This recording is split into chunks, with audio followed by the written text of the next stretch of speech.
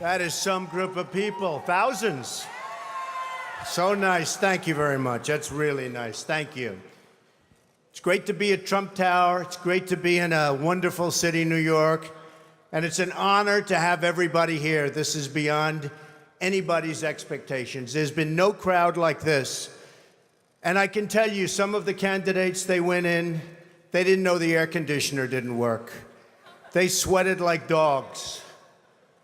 They didn't know the room was too big because they didn't have anybody there. How are they going to beat ISIS? I don't think it's going to happen. Our country is in serious trouble. We don't have victories anymore.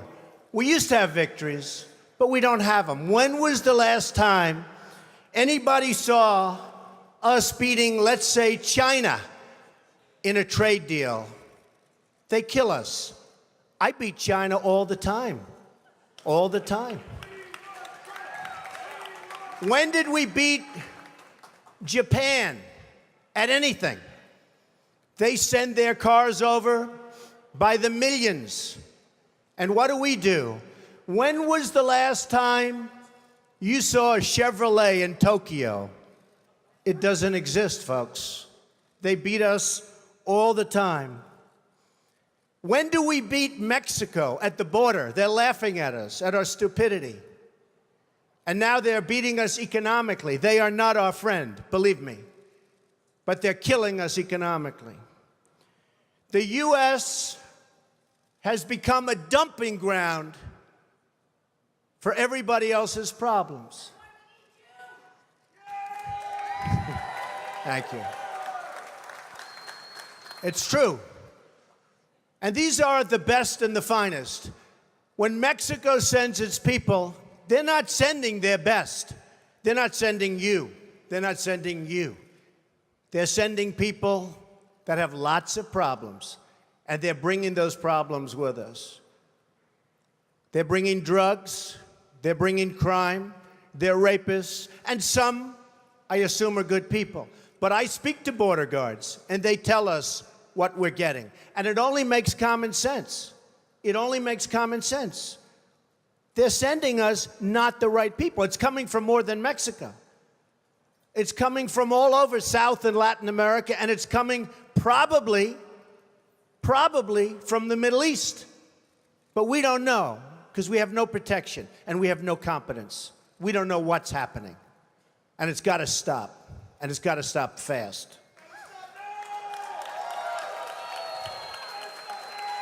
Islamic terrorism is eating up large portions of the Middle East.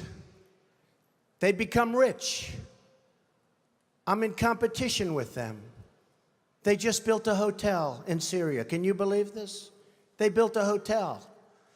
When I have to build a hotel, I pay interest. They don't have to pay interest because they took the oil that when we left Iraq, I said we should have taken. So now ISIS has the oil. And what they don't have, Iran has. And in and I will tell you this, and I said it very strongly, years ago, I said, and I love the military, and I want to have the strongest military that we've ever had, and we need it more now than ever, but I said, don't hit Iraq, because you're going to totally destabilize the Middle East. Iran is going to take over the Middle East. Iran and somebody else will get the oil. And it turned out that Iran is now taking over Iraq. Think of it. Iran is taking over Iraq. And they're taking it over big league. We spent $2 trillion in Iraq. $2 trillion. We lost thousands of lives, thousands in Iraq. We have wounded soldiers who I love. I love.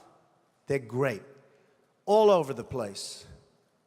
Thousands and thousands of wounded soldiers. And we have nothing. We can't even go there. We have nothing.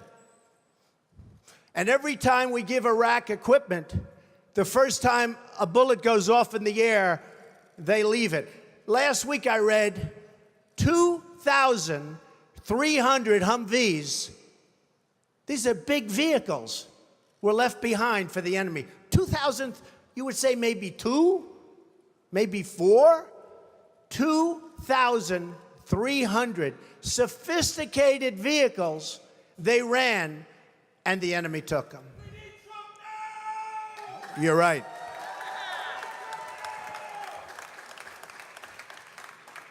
Last quarter, it was just announced, our gross domestic product, a sign of strength, right?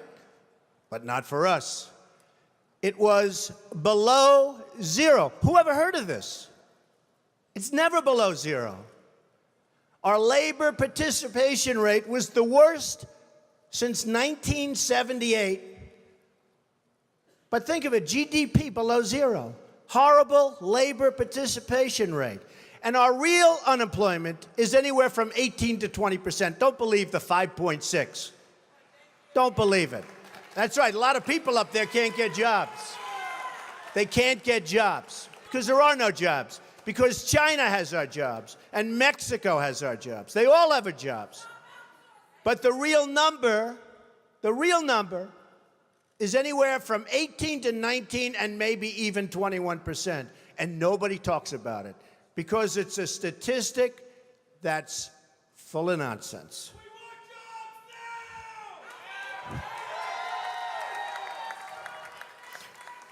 Our enemies are getting stronger and stronger by the day, and we as a country are getting weaker. Even our nuclear arsenal doesn't work. It came out recently. They have equipment that's 30 years old. They don't even know if it worked. And I thought it was horrible when it was broadcast on television because, boy, does that send signals to Putin and all of the other people that look at us and they say, that is a group of people and that is a nation that truly has no clue. They don't know what they're doing. They don't know what they're doing. We have a disaster called the big lie, Obamacare. Obamacare. Yesterday it came out that costs are going for people up 29, 39, 49, and even 55%. And deductibles are through the roof. You have to get hit by a tractor, literally a tractor, to use it. Because the deductibles are so high, it's virtually useless. It is a disaster. And remember the $5 billion website. $5 billion we spent on a website. And to this day, it doesn't work. A $5 billion website. I have so many websites. I have them all over the place. I hire people. They do a website. It costs me $3. $5 billion website.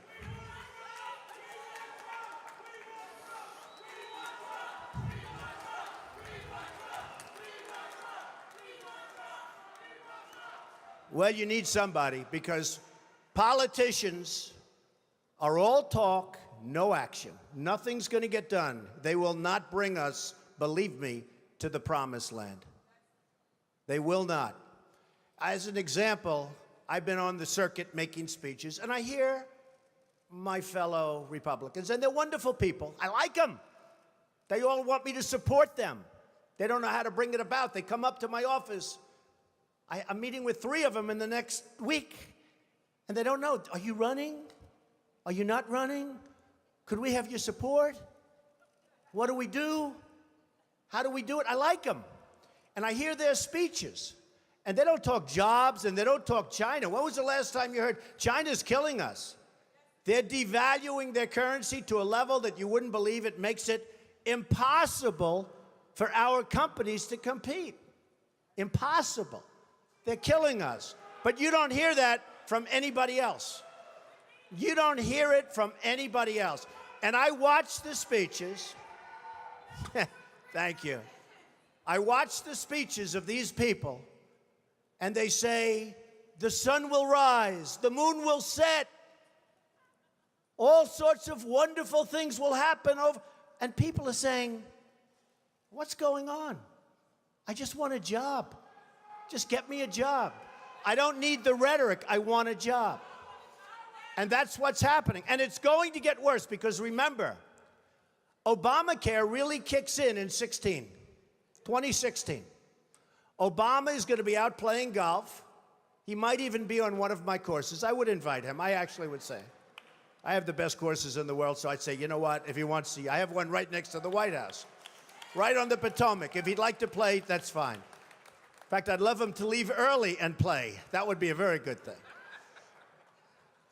But Obamacare kicks in 2016.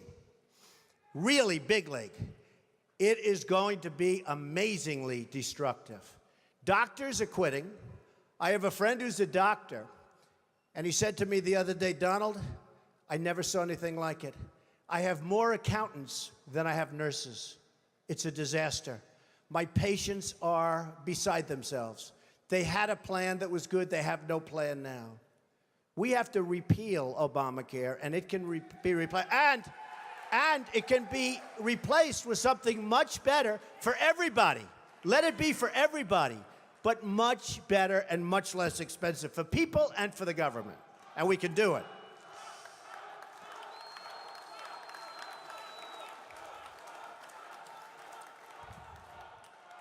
So, I've watched the politicians. I've dealt with them all my life. If you can't make a good deal with a politician, then there's something wrong with you. You're certainly not very good. And that's what we have representing us. They will never make America great again. They don't even have a chance. They're controlled fully. They're controlled fully by the lobbyists, by the donors, and by the special interests, fully. They control them. Hey, I have lobbyists, I have to tell you. I have lobbyists that can produce anything for me. They're great. But you know what? It won't happen. It won't happen. Because we have to stop doing things for some people, but for this country, it's destroying our country. We have to stop, and it has to stop now. Now, our country needs a truly great leader. And we need a truly great leader now.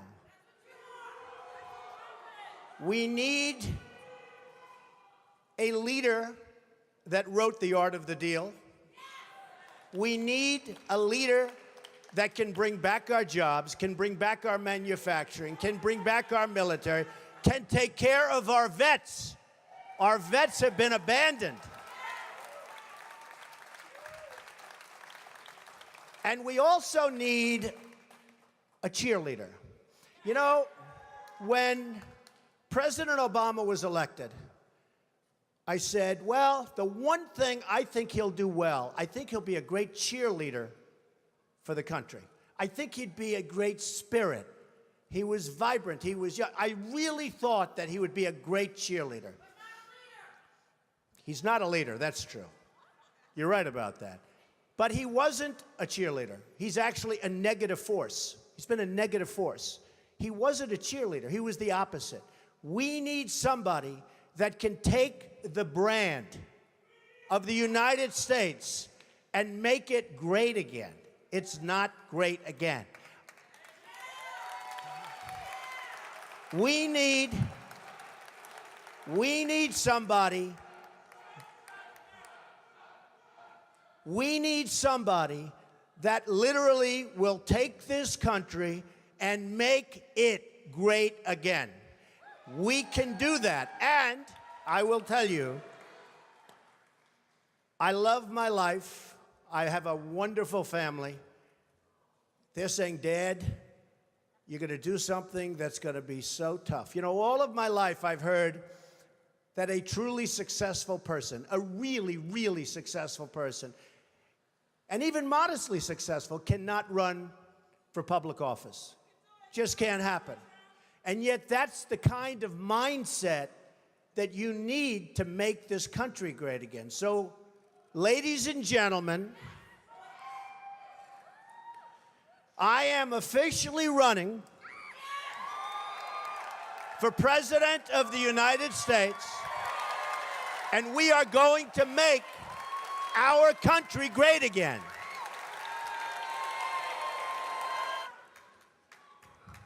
It can happen. Our country has tremendous potential. We have tremendous people. We have people that aren't working. We have people that have no incentive to work. But they're going to have incentive to work. Because the greatest social program is a job. And they'll be proud, and they'll love it, and they'll make much more money than they would have ever made. And they'll be doing so well, and we're going to be thriving as a country. Thriving. It can happen. I will be the greatest jobs president that God ever created. I tell you that.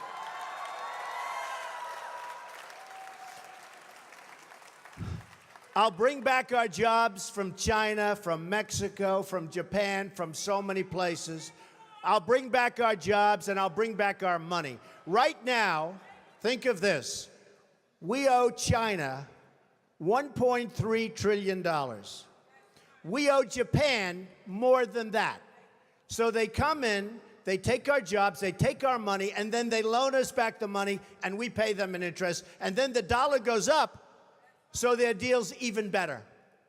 How stupid are our leaders? How stupid are these politicians to allow this to happen?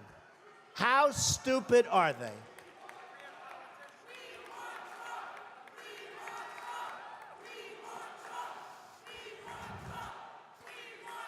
I'm going to tell you, thank you. I'm going to tell you a couple of stories about trade, because I'm totally against the trade bill for a number of reasons. Number one, the people negotiating it don't have a clue. Our president doesn't have a clue. He's a bad negotiator. He's the one that did Bergdahl. We get Bergdahl, they get 5 killer terrorists that everybody wanted over there. We get Bergdahl, we get a traitor. We get a no-good traitor, and they get the 5 people that they wanted for years, and those people are now back on the battlefield trying to kill us. That's the negotiator we have. Take a look at the deal he's making with Iran. He makes that deal, Israel maybe won't exist very long. It's a disaster, and we have to protect Israel. But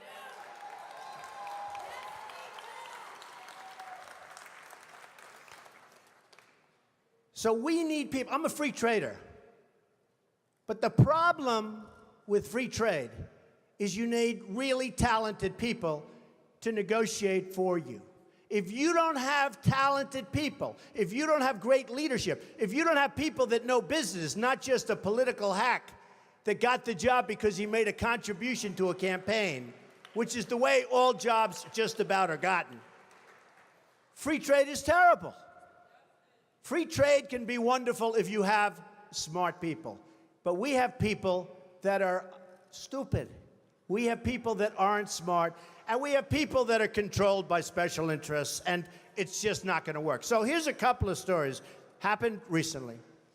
A friend of mine is a great manufacturer. And you know, China comes over and they dump all their stuff. And I buy it. I buy it. Because, frankly, I have an obligation to buy it. Because they devalue their currency so brilliantly. They just did it recently, and nobody thought they could do it again. But with all our problems with Russia, with all our problems with everything, they got away with it again. And it's impossible for our people here to compete. So I want to tell you this story. A friend of mine is a great manufacturer. Calls me up a few weeks ago. He's very upset. I said, what's your problem? He said, you know, I make great product. And I said, I know that because I buy the product. He said, I can't get it into China. They won't accept it. I sent a boat over, and they actually sent it back. They talked about environmental. They talked about all sorts of crap that had nothing to do with it. I said, oh, wait a minute, that's terrible. Does anyone know this? He said, yeah, they do it all the time with other people. I said, they send it back? Yeah. So I finally got it over there, and they charged me a big tariff. They're not supposed to be doing that. I told them. Now, they do charge a tariff on trucks. when we send trucks and other things over there. Ask Boeing. They wanted Boeing secrets. They wanted their patents and all their secrets before they agreed to buy planes from Boeing. Hey, I'm not saying they're stupid. I like China. I sell apartment for I just sold an apartment for $15 million to somebody from China. Am I supposed to dislike them? I own a big chunk of the Bank of America building in 1290 Avenue of the Americas that I got from China in a war. Very valuable. I love China. The biggest bank in the world is from China.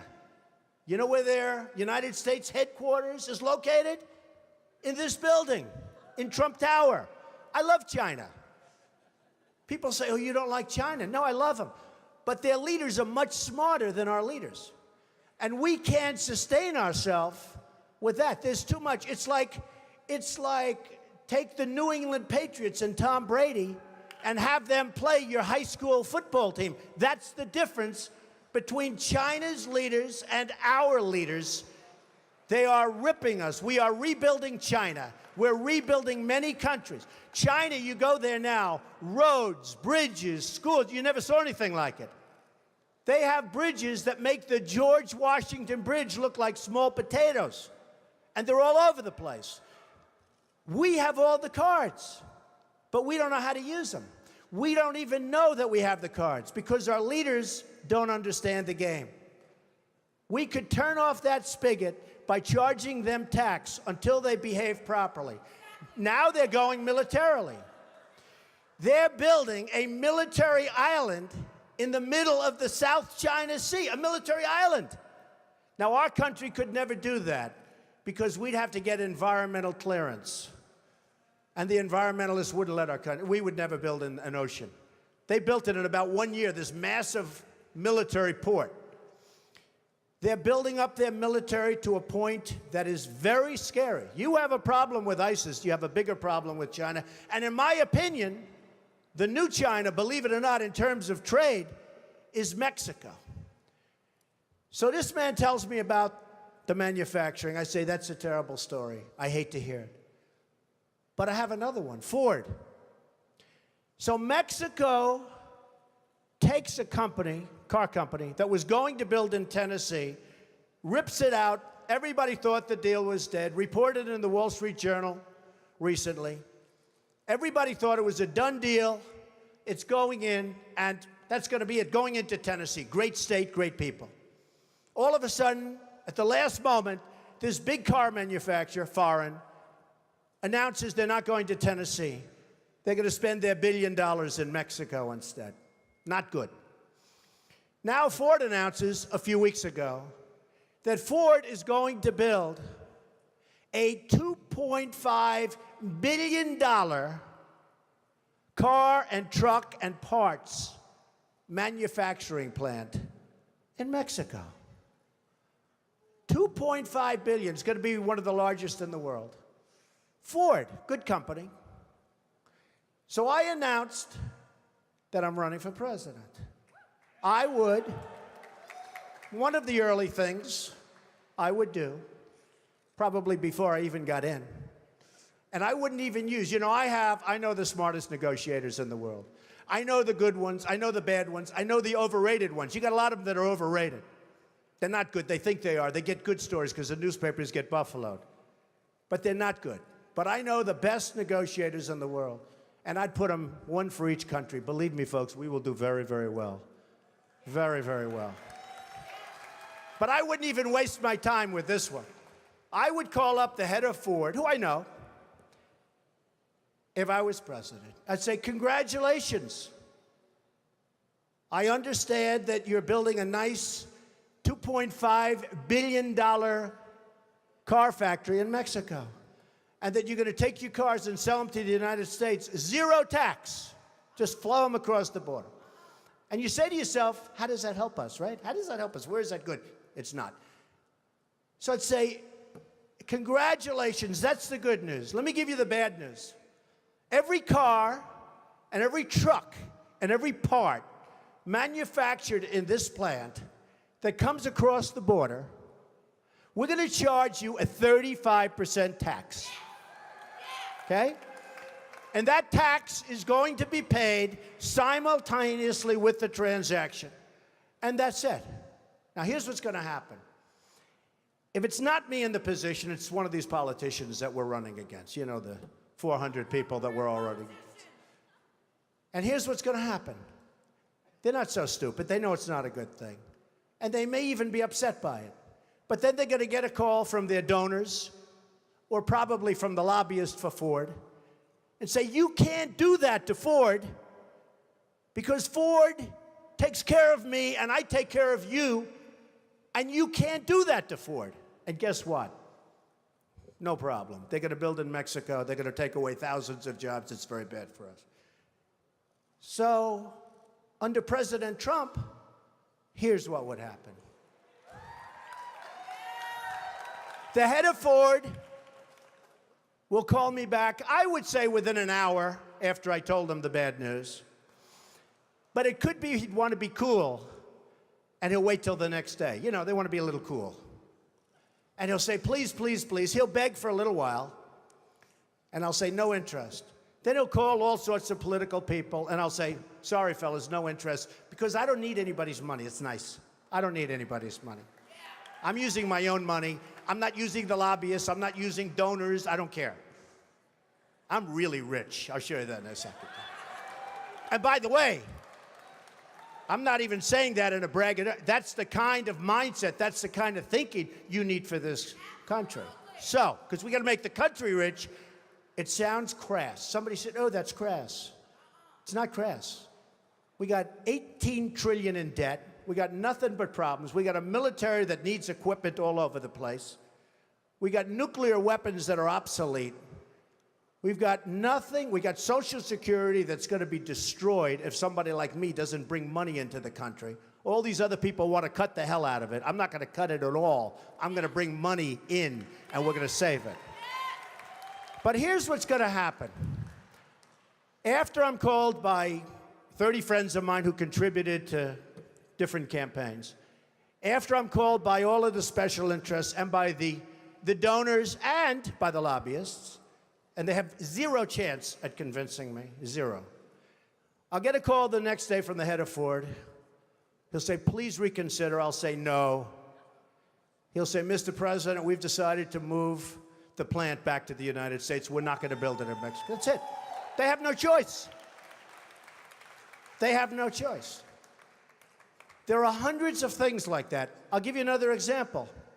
Saudi Arabia. They make $1 billion a day. $1 billion a day. I love the Saudis. Many are in this building. They make $1 billion a day. Whenever they have problems, we send over the ships. We're going to protect. What are we doing? They got nothing but money. If the right person asked them, they pay a fortune. They wouldn't be there except for us.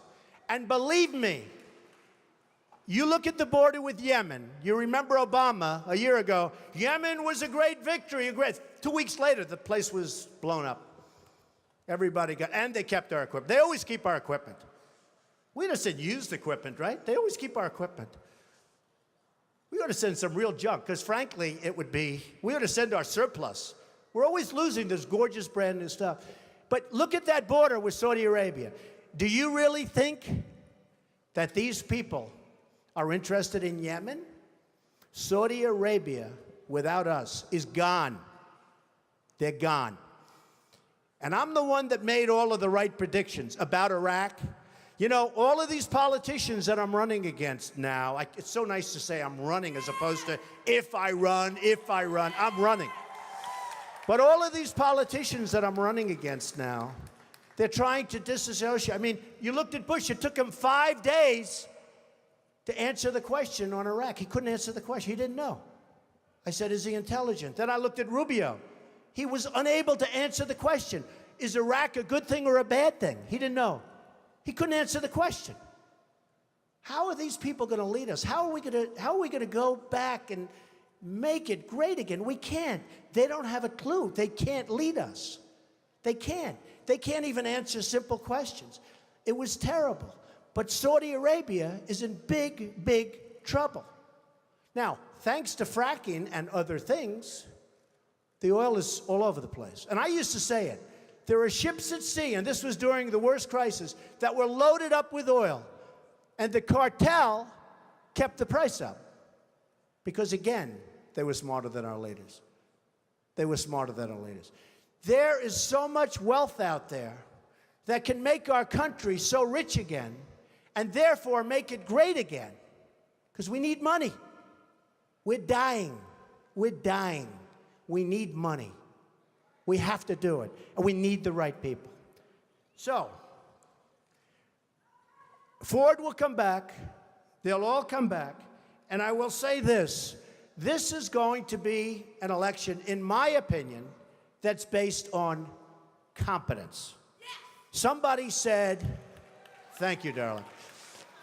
Somebody said to me the other day, a reporter, very nice reporter, but Mr. Trump, you're not a nice person. We don't need nice. That's true, but actually I am. I think I am a nice person. People that know me like me. Does my family like me? I think so, right? Look at my family. I'm proud of my family. By the way, speaking of my family, Melania, Barron, Kai, Donnie, Don, Vanessa, Tiffany, Ivanka did a great job. Did she do a great job? Great. Jared, Laura, and Eric. I'm very proud of my family. They're a great family. So the reporter said to me the other day, but Mr. Trump, you're not a nice person. How can you get people to vote for you? I said, I don't know. I said, I think that, number one, I am a nice person. I give a lot of money away to charities and other things. I think I'm actually a very nice person. But I said, this is going to be an election that's based on competence.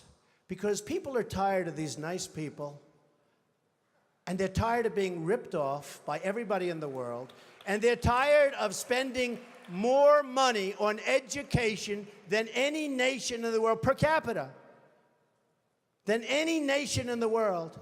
And we're 26th in the world. 25 countries are better than us at education. And some of them are like third world countries. But we're becoming a third world country because of our infrastructure, our airports, our roads, everything. So one of the things I did, and I said, you know what I'll do? I'll do it. Because a lot of people said, he'll never run. Number one, he won't want to give up his lifestyle. They're right about that, but I'm doing it. Number two, I'm a private company, so nobody knows what I'm worth. And the one thing is that when you run, you have to announce and certify to all sorts of governmental authorities your net worth. So I said, that's okay. I'm proud of my net worth. I've done an amazing job. I started off, thank you. I started off in a small office with my father in Brooklyn and Queens. And my father said, and I love my father, I learned so much. He was a great negotiator. I learned so much just sitting at his feet, playing with blocks, listening to him negotiate with subcontractors. But I learned a lot. But he used to say, Donald, don't go into Manhattan. That's the big leagues. We don't know anything about that. Don't do it. I said, Dad, I got to go into Manhattan. I got to build those big buildings. I got to do it, Dad. I've got to do it. And after 4 or 5 years in Brooklyn, I ventured into Manhattan and did a lot of great deals. The Grand Hyatt Hotel. I was responsible for the convention center on the West Side. I did a lot of great deals, and I did them early and young. And now I'm building all over the world, and I love what I'm doing. But they all said, a lot of the pundits on television, well, Donald will never run. And one of the main reasons is he's private, and he's probably not as successful as everybody thinks. So I said to myself, you know, nobody's ever going to know unless I run. Because I'm really proud of my success. I really am. I've employed tens of thousands of people over my lifetime. That means medical, that means education, that means everything. So a large accounting firm and my accountants have been working for months because it's big and complex, and they've put together a statement, a financial statement. There's a summary, but everything will be filed eventually with the government. And we don't need extensions or anything. We'll be filing it right on time. We don't need anything. And it was even reported incorrectly yesterday because they said he had assets of $9 billion. So I said, no, that's the wrong number. That's the wrong number, not assets. So they put together this. And before I say it, I have to say this.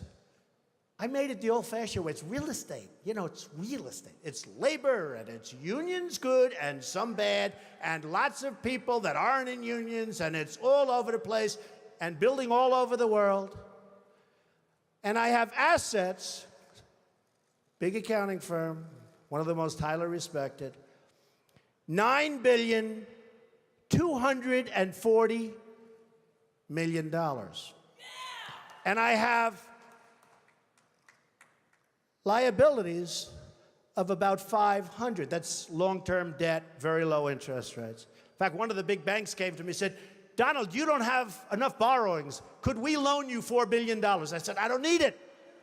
I don't want it. And I've been there. I don't want it. But in 2 seconds, they give me whatever I wanted. So I have a total net worth, and now with the increase, it'll be well over $10 billion. But here, a total net worth of $8 billion. Net worth, not assets, not liability, a net worth. After all debt, after all expenses, the greatest assets, Trump Tower, 1290 Avenue of the Americas, Bank of America building in San Francisco, 40 Wall Street, sometimes referred to as the Trump building, right opposite the New York City. Many other places, all over the world. So the total is $8,737,540,000. Now, I'm not doing that. I'm not doing that to brag, because you know what? I don't have to brag. I don't have to, believe it or not.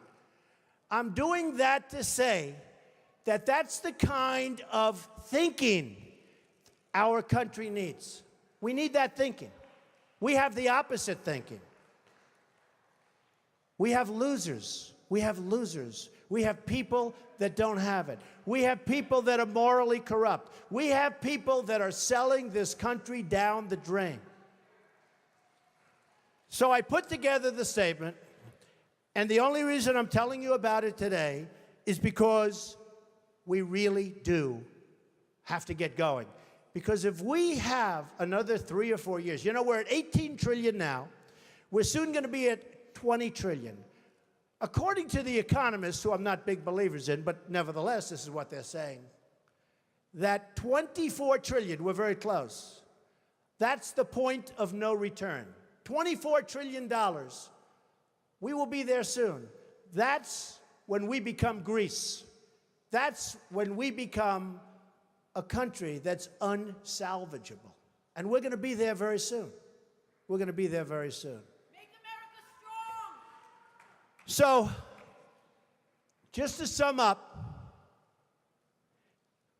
I would do various things very quickly. I would repeal and replace the big lie Obamacare. I would build a great wall, and nobody builds walls better than me, believe me. And I'll build them very inexpensively. I will build a great, great wall on our southern border, and I will have Mexico pay for that wall. Mark my words. Nobody would be tougher on ISIS than Donald Trump. Nobody. I will find within our military, I will find the General Patton, or I will find General MacArthur. I will find the right guy. I will find the guy that's going to take that military and make it really work. Nobody will be pushing us around. I will stop Iran from getting nuclear weapons. And we won't be using a man like Secretary Kerry that has absolutely no concept of negotiation, who's making a horrible and laughable deal, who's just being tapped along as they make weapons right now, and then goes into a bicycle race at 72 years old and falls and breaks his leg. I won't be doing that. And I promise I will never be in a bicycle race. That I can tell you. I will immediately terminate President Obama's illegal executive order on immigration. Immediately. Fully support and back up the Second Amendment. Now, it's very interesting. Today I heard it. Through stupidity, in a very, very hardcore prison, interestingly named Clinton, two vicious murderers, two vicious people, escaped. And nobody knows where they are. And a woman was on television this morning. And she said, you know, Mr. Trump, and she was telling other people, and I actually called her. But she said, you know, Mr. Trump, I always was against guns. I didn't want guns. And now, since this happened, it's up in the prison area. My husband and I are finally in agreement because he wanted the guns. We now have a gun on every table. We're ready to start shooting. I said, very interesting. So protect the Second Amendment. End Common Core. Common Core it is a disaster. Bush is totally in favor of Common Core. I don't see how he can possibly get the nomination. He's weak on immigration. He's in favor of Common Core. How the hell can you vote for this guy? You just can't do it. We have to end. Education has to be local. Rebuild the country's infrastructure. Nobody can do that like me, believe me. It will be done on time, on budget, way below cost, way below what anyone ever thought. I look at these roads being built all over the country, and I say, I can build those things for 1/3. What they do is unbelievable. How bad? You know, we're building on Pennsylvania Avenue, the old post office. We're converting it into one of the world's great hotels. It's going to be the best hotel in Washington, D.C. We got it from the General Services Administration in Washington. The Obama administration, we got it. It was the most highly sought after, or one of them, but I think the most highly sought after project in the history of General Services. We got it. People were shocked. Trump got it. Well, I got it for two reasons. Number one, we're really good. Number two, we had a really good plan. And I'll add in the third, we had a great financial statement. Because the General Services, who are terrific people, by the way, and talented people, they wanted to do a great job. And they wanted to make sure it got built. So we have to rebuild our infrastructure, our bridges, our roadways, our airports. You come into LaGuardia Airport, it's like we're in a third world country. You look at the patches and the 40-year-old floor, they throw down asphalt, and you look at these airports. We are like a third world country. And I come in from China, and I come in from Qatar, and I come in from different places. And they have the most incredible airports in the world. You come back to this country, and you have LAX, disaster. You have all of these disastrous airports. We have to rebuild our infrastructure. Save Medicare, Medicaid, and Social Security without cuts. Have to do it. Get rid of the fraud, get rid of the waste and abuse, but save it. People have been paying in for years, and now many of these candidates want to cut it. You save it by making the United States, by making us rich again, by taking back all of the money that's being lost. Renegotiate our foreign trade deals. Reduce our $18 trillion in debt, because believe me, we're in a bubble. We have artificially low interest rates. We have a stock market that frankly has been good to me, but I still hate to see what's happening. We have a stock market that is so bloated. Be careful of a bubble, because what you've seen in the past might be small potatoes compared to what happens. So be very, very careful. And strengthen our military and take care of our vets. So, so important.